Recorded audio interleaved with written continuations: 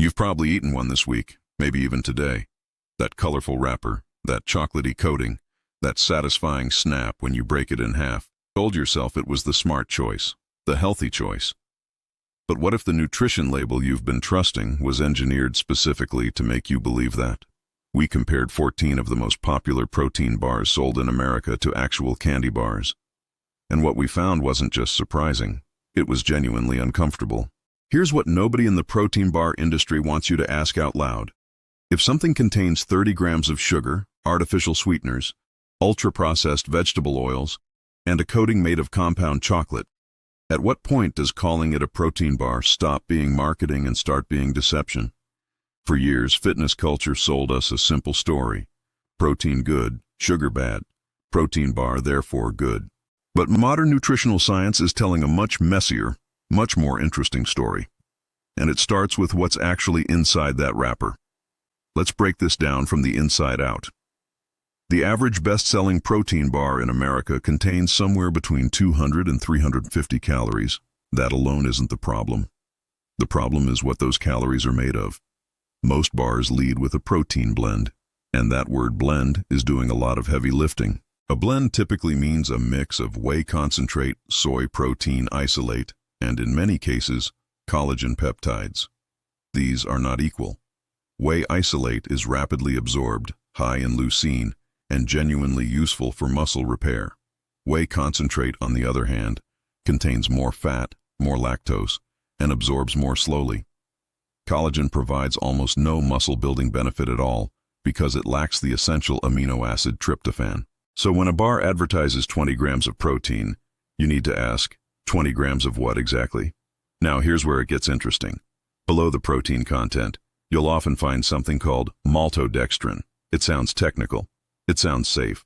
But maltodextrin has a glycemic index between 95 and 136, higher than pure table sugar, which sits at 65. Your body processes maltodextrin almost identically to straight glucose, triggering an insulin spike that rivals a can of soda. It's used as a cheap filler and a texture agent, and it's in more protein bars than most people realize. So what actually happens inside your body when you eat one of these bars regularly? Let's walk through it. In the first 30 minutes after eating a typical protein bar, your blood sugar rises sharply, faster than you'd expect from something marketed as a health food. Your pancreas responds by releasing insulin.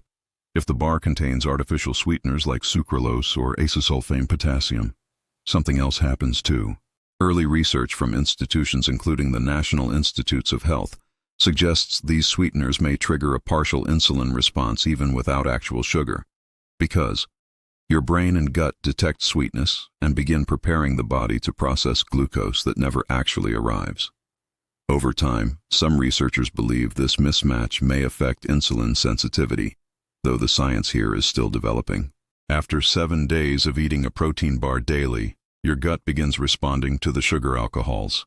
Ingredients like maltitol, sorbitol, and xylitol that are used to sweeten bars while keeping the sugar count technically low. Here's what the label won't tell you. Sugar alcohols are incompletely absorbed in the small intestine. The portion that isn't absorbed travels to the large intestine, where bacteria ferment it. The result for many people is bloating, gas, and digestive discomfort that they often blame on everything except the bar they're eating every afternoon. By the 2-week mark, if you're consuming a high maltodextrin bar as a meal replacement, your metabolic response begins to normalize around that insulin spike. Your body learns to expect the surge. For people managing blood sugar, including the tens of millions of Americans with prediabetes, this pattern is genuinely worth paying attention to. At 30 days, the cumulative picture becomes clearer. If the bar was genuinely displacing worse food choices, your body composition may have improved.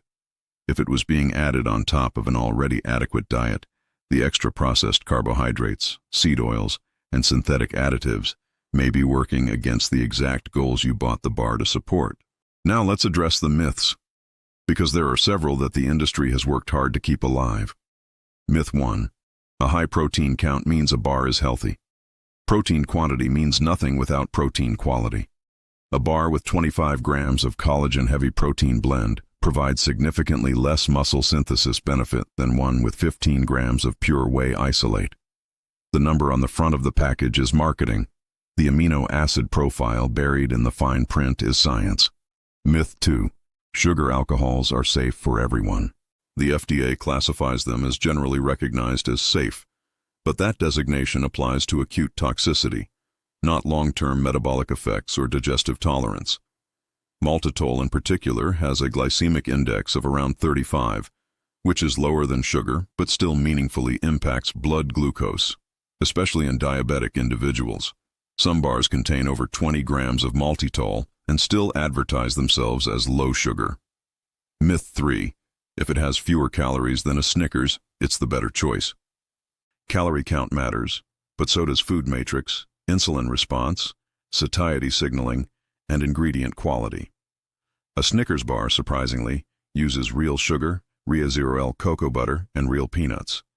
Several popular protein bars use fractionated palm kernel oil, maltodextrin, and synthetic sweeteners. Neither is a health food, but the idea that the protein bar is categorically superior because of its label is exactly the kind of assumption this industry was built on. If you have irritable bowel syndrome or any form of gut sensitivity, sugar alcohols are likely making your symptoms worse. If you're managing type 2 diabetes or prediabetes, maltodextrin-heavy bars deserve the same scrutiny you'd give a candy bar. If you're pregnant, certain artificial sweeteners, while FDA approved, have enough emerging research around fetal microbiome effects to warrant a conversation with your doctor. And if you're an athlete actually trying to optimize recovery, the protein source, leucine content, and timing matter far more than the branding on the package. Here's the honest conclusion. Not all protein bars are junk.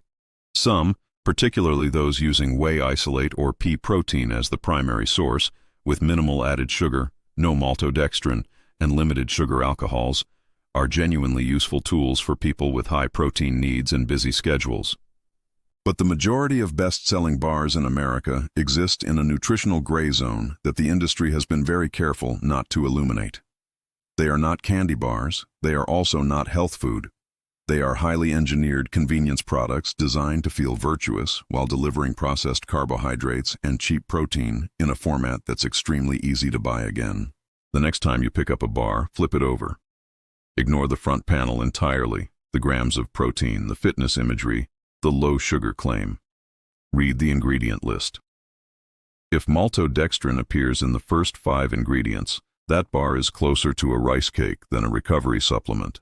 If the protein source says blend without specifying isolate, you're getting a cheaper product than the price suggests. And if the sweetener list runs 3 or 4 entries long, your gut is about to have a conversation with you whether you want it to or not. The protein bar industry is worth $7 billion. That money didn't come from athletes. It came from regular people who wanted to believe that discipline could come wrapped in foil. The real question isn't whether protein bars are candy in disguise. The real question is, who decided you needed to be disguised from the truth in the first place?